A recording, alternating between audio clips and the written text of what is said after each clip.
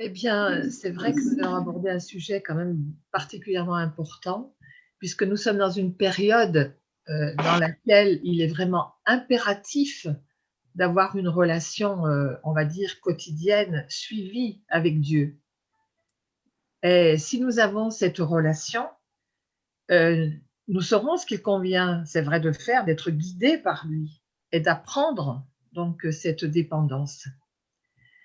Alors, je crois que c'est vrai que c'est une question de vie ou de mort, hein, comme nous le dit Deutéronome 30, 19. J'ai mis devant toi la vie et la mort. Et ben, je crois que vraiment, on a un choix à faire et on va choisir la vie. Voilà. Alors donc, dernièrement, c'est vrai que ma dernière intervention, on a parlé, j'ai développé sur la codépendance. Vous vous souvenez, et de toutes ses conséquences. Et particulièrement, cette conséquence, qui est donc l'esclavage pour une personne ou plusieurs personnes. Et cet esclavage nous empêchait d'être dépendants de Dieu. Mais heureusement, bon, il y avait des solutions pour guérir et s'en sortir. Donc c'est ce que nous avions vu. En 2 mots, on va simplement rappeler ce qu'il fallait faire. Eh bien, il convenait de faire, on va dire, un état des lieux de notre situation pour entrer dans le pardon. Et puis ensuite, Jésus coupait ces mauvais liens d'âme, puisque quand on a une relation inique, forcément, de mauvais liens d'âme s'établissent entre les deux personnes. Donc, Jésus a coupé ces mauvais liens d'âme. J'espère qu'on est tous à peu près à ce niveau-là. Donc maintenant que nous sommes libres, nous ne sommes plus dans cet esclavage vis-à-vis d'autres personnes, eh bien, nous pouvons rentrer dans cette dépendance à Dieu totale et complète. Alors, c'est vrai que Dieu nous demande d'être dépendants de lui, mais il faut bien dire quand même que il ne nous demande pas non plus de nous éloigner, de faire le vide autour de nous, hein. Il nous a créés pour avoir des relations, donc nous devons accepter, eh bien, on va dire l'aide d'autrui et nous proposer la nôtre si besoin est. Mais ce que nous devons savoir, c'est qu'aucune aide, quelle qu'elle soit, ne peut remplacer Dieu. Alors, oui, on le remarque tous que sans la direction de Dieu, eh bien, nos vies sont, on va dire, désordonnées, sont compliquées, mais que quand on apprend à dépendre de lui, eh bien, tout s'éclaire et tout devient plus simple. Donc, on va prendre dans Jérémie 17, pardon, 5, 10. Ainsi parle l'Éternel, maudit soit l'homme qui se confie dans l'homme, qui prend la chair pour son appui et qui détourne son cœur de l'Éternel. Il est comme un misérable dans le désert et il ne voit point arriver le bonheur. Il habite les lieux brûlés du désert, une terre salée et sans habitants. Béni soit l'homme qui se confie dans l'Éternel et dont l'Éternel est l'espérance. Il est comme un arbre planté près des eaux et qui étend ses racines vers le courant. Il n'aperçoit point la chaleur quand elle vient et son feuillage reste vert. Dans l'année de la sécheresse, il n'a point de crainte et il ne cesse de porter du fruit. Alors nous voyons bien dans ces versets-là que bénédiction, malédiction dépendent de notre obéissance ou de notre désobéissance à la parole de Dieu. Donc, ce on peut dire, c'est que Dieu nous demande une dépendance, on va dire, totale. Hein, ce n'est pas dans certaines situations ou dans certains cas que l'on va vers lui, mais c'est une dépendance totale. Et nous avons un exemple parfait dans la parole, hein, c'est Jésus. Que faisait Jésus?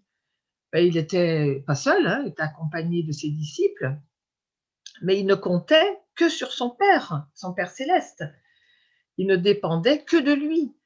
Dans Jean 8, 28, 29, Jésus donc leur dit, quand vous aurez élevé le Fils de l'homme, alors vous connaîtrez ce que je suis, et que je ne fais rien de moi-même, mais que je parle selon ce que le Père m'a enseigné, celui qui est envoyé avec moi, voilà.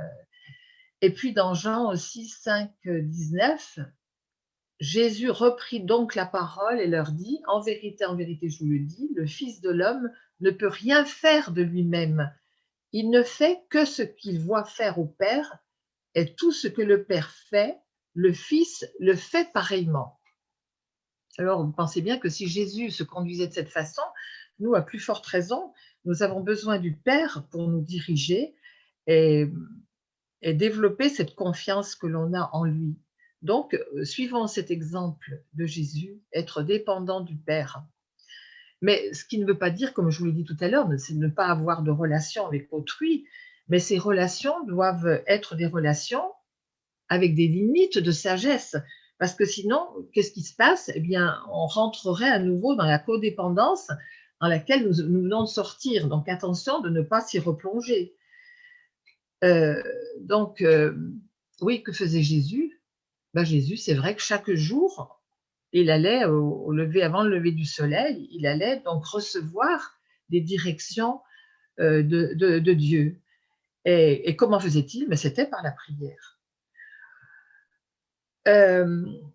Donc, comment est-ce que devons-nous être dépendants de Dieu? Eh bien, la première chose, c'est qu'il faut lui laisser la première place dans notre cœur. Et donc, comme je l'ai dit, nous devons dépendre de lui donc, en toutes circonstances.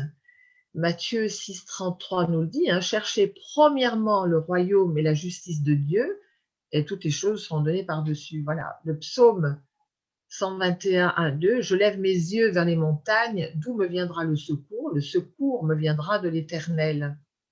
Donc, il y a encore plein de versets qui vont dans ce sens. Et pour avoir cette dépendance à Dieu, eh bien, il faut vraiment être dans la confiance. La confiance, c'est vraiment la base de la dépendance à Dieu. Et, ce qu'elle fait, cette confiance, c'est qu'elle nous amène à dépendre de Dieu et à ne rien craindre, en fait. Quand on a confiance, on ne craint pas. Et je pense vraiment que la confiance grandit en nous, c'est au fur et à mesure que nous expérimentons la fidélité de Dieu.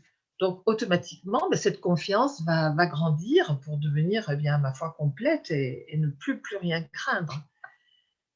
Et dans le psaume 37,5, on le voit, recommande ton sort à l'Éternel, mets en lui ta confiance et il agira.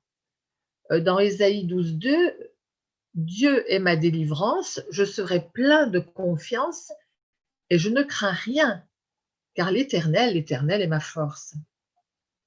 Alors, quand on est dans cet état de confiance, eh bien, qu'est-ce que nous apporte cet état de confiance? Eh bien, on va dire qu'il nous apporte un repos. On est vraiment dans un repos qui peut paraître même surnaturel par rapport à certaines situations que l'on vit. Et au lieu d'être dans cette agitation, dans cette, on est perdu. Eh bien là, si on appelle Dieu à notre secours, eh bien on connaît ce repos. La situation va être aussi grave, hein, elle ne va pas changer la situation, mais c'est notre réaction qui va changer vis-à-vis de la situation. Et on peut voir dans le psaume 23, 4, quand je marche dans la vallée de l'ombre de la mort, je ne crains aucun mal, car tu es avec moi. Ta houlette et ton bâton me rassurent. Donc, cette confiance en Dieu va nous permettre de traverser des situations difficiles, compliquées, avec une bonne attitude. Parce que de toute façon, il faut la traverser, la situation. Hein. Donc, c'est ou seul, on se débat tout seul et ça va mal, ou on fait confiance à Dieu et tout s'apaise, tout devient supportable, on va dire. Parce qu'il est proche de nous, quelles que soient les circonstances de notre vie, il est toujours là. Donc, bien sûr que dans ces moments, l'ennemi va se plaire à nous mettre des doutes, des craintes, qui peuvent même aller jusqu'à l'insécurité. Mais que faut-il faire? Eh bien, il faut chasser tout ça pour que l'on puisse laisser la place à une vie de confiance en Dieu. Et avec lui, c'est vrai que tout se passe bien différemment et dans la paix.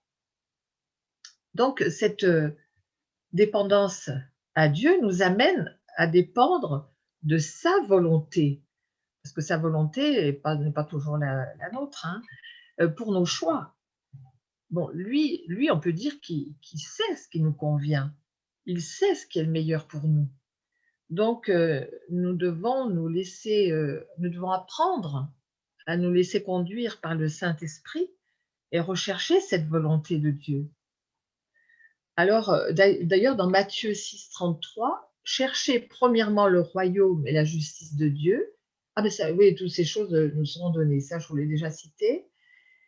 Mais donc, si nous voulons que Dieu régisse notre vie, que Dieu soit là à nos côtés, eh bien, qu'est-ce qu'il faut? Il faut que nous ayons une relation avec lui, une relation, comme je l'ai dit dans l'introduction, régulière, une relation quotidienne, puisqu'il nous le dit dans le psaume 32, 8, je t'instruirai et te montrerai la voie que tu dois suivre, je te conseillerai, j'aurai le regard sur toi.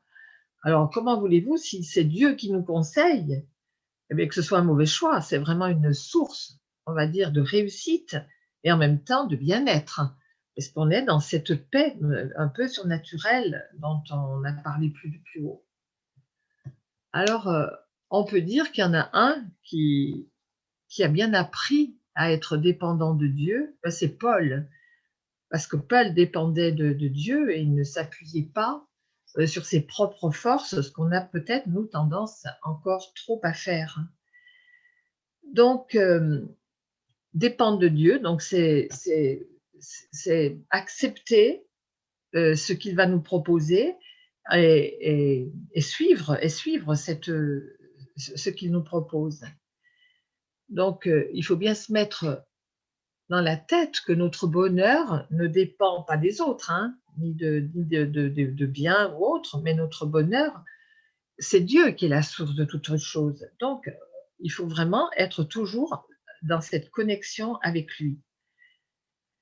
Alors, bien sûr qu'on l'a toujours dit, hein, que Dieu nous donne le libre arbitre, hein, donc il nous a créés libres, donc c'est à nous de choisir, mais faisons attention que cette liberté ne nous entraîne pas dans une occasion de chute, hein, soyons clairs. Alors,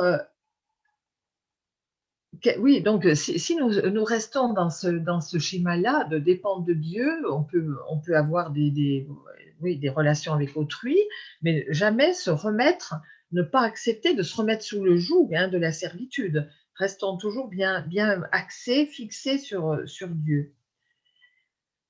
C'est vrai que dans la codépendance, je vous avais posé une question et je vous avais demandé ce qui comptait le plus pour vous.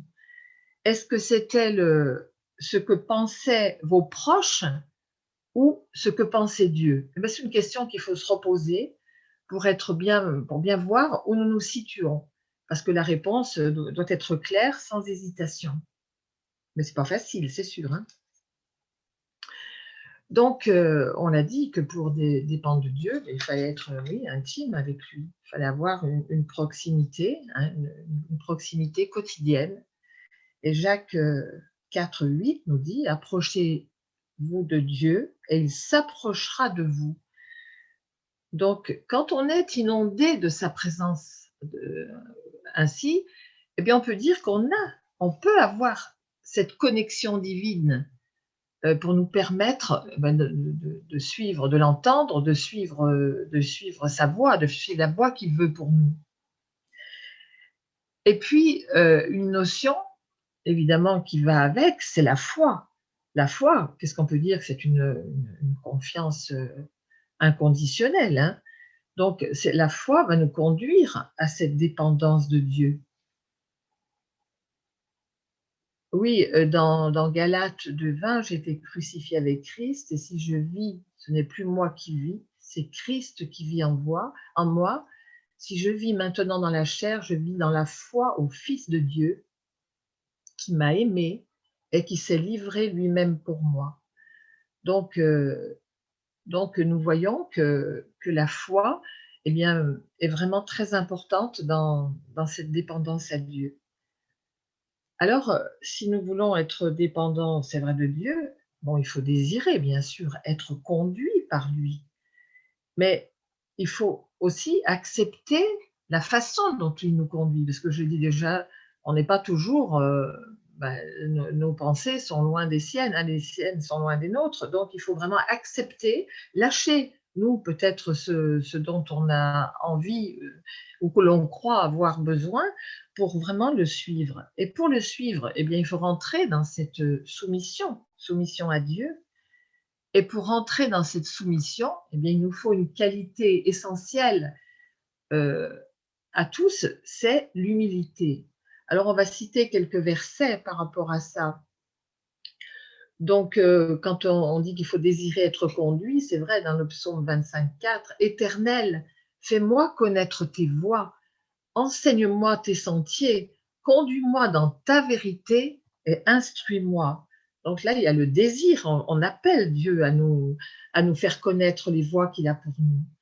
Et ensuite, par rapport à la soumission, eh bien, c'est vrai que Jacques 4,7 nous dit soumettez-vous donc à Dieu. Puis il nous dit plus loin, vous devriez dire au contraire, si Dieu le veut, nous vivrons et nous ferons ceci ou cela.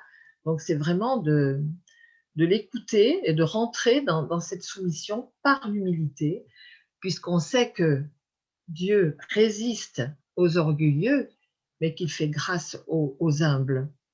Et dans Pierre aussi 5,5, il nous conseille, hein, revêtez-vous d'humilité. Donc c'est une qualité que nous devons vraiment développer en nous. Maintenant, on peut peut-être se demander comment se manifeste cette dépendance à Dieu. Eh bien, tout d'abord, la chose la plus simple et primordiale, mais c'est par sa parole, parce que dans sa parole, il nous a quand même, il nous conseille, il nous instruit, il nous donne déjà des directions, il nous donne une façon d'être sage. Donc déjà ça, c'est déjà être, si on écoute et qu'on obéit déjà à ça, c'est déjà un pas de dépendance à Dieu. Et puis ensuite, il y a les messages que l'on reçoit, on va dire aussi par les prophéties, les dons spirituels, puisque ces choses-là, ces prophéties doivent être reçues avec sérieux, parce que ce sont des révélations de Dieu pour notre avenir. Et je dois dire qu'on est vraiment béni à Naba, parce que déjà par Olivier, lui beaucoup prophétisent et nous donnent des paroles, donc qui doivent être vraiment prises, comme je l'ai dit, avec sérieux, parce que c'est Dieu qui nous donne, qui nous guide déjà dans une certaine direction. Et puis bien sûr qu'il le fait aussi par des songes et des visions, puisque Dieu te parle tantôt d'une manière, tantôt d'une autre, et si l'on n'y prend point garde, bon, etc., il donne des avertissements. Donc, ce sont des façons de la manifestation de Dieu quand on est dépendant de lui. Et puis, il y a aussi par l'épreuve de la souffrance. Ça, c'est Job qui nous le dit, hein, par la douleur, aussi l'homme est repris sur sa couche quand une lutte continue vient agiter ses os.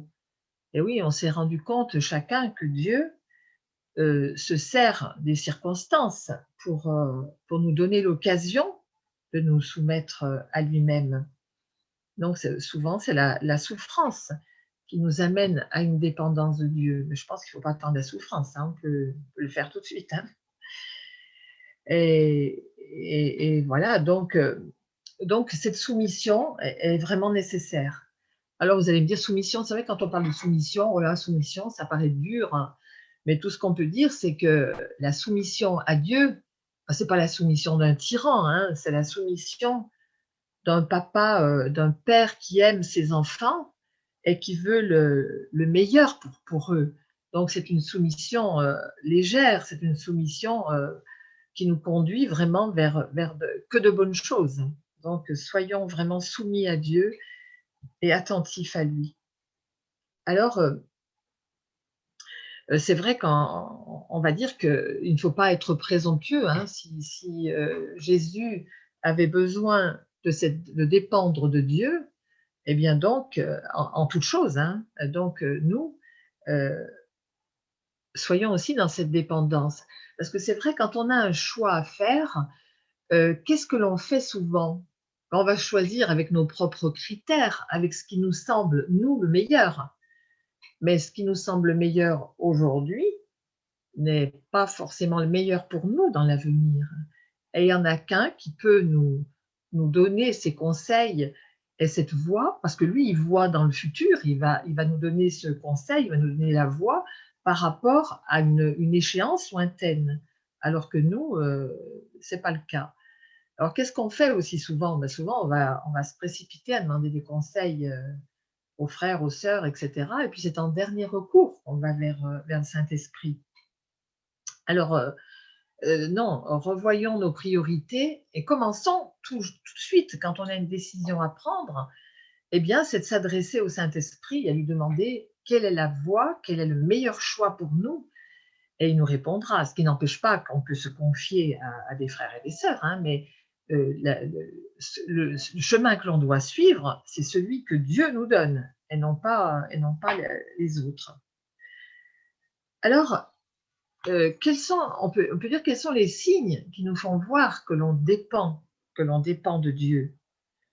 Eh bien, justement, quand on a une décision à prendre, qu'est-ce qu'on va faire? Eh bien, on va prier. On va prier avant d'engager toute chose. On va prier pour savoir ce que Dieu nous conseille de faire et, et de suivre donc ses conseils. Et la chose aussi, c'est de ne pas se fier, quand on est dépendant de Dieu, on ne se fie plus à nos propres forces, parce que l'on sait que sans moi, vous ne pouvez rien faire, hein, c'est ce que Dieu nous dit, hein, sans moi, vous ne pouvez rien faire. Donc inutile de vouloir contourner cette question avec lui. Donc c'est lui qui va nous guider, parce que nous, nos capacités ne sont pas suffisantes pour pouvoir être juste. Et le psaume 127 nous dit, si l'Éternel ne bâtit la maison, ceux qui la bâtissent travaillent en vain. Si l'Éternel ne garde la ville, bon, celui qui la garde veille en vain. Voilà, donc il faut s'appuyer sur Dieu. Et puis ensuite, donc, un point aussi important, c'est que si on s'est appuyé sur Dieu, si on a vraiment cette dépendance, quand on sait que c'est Dieu qui nous guide, c'est Dieu qui a eu la victoire en fait, eh bien, on va lui attribuer la louange. On ne va pas on va pas se la garder pour nous, hein.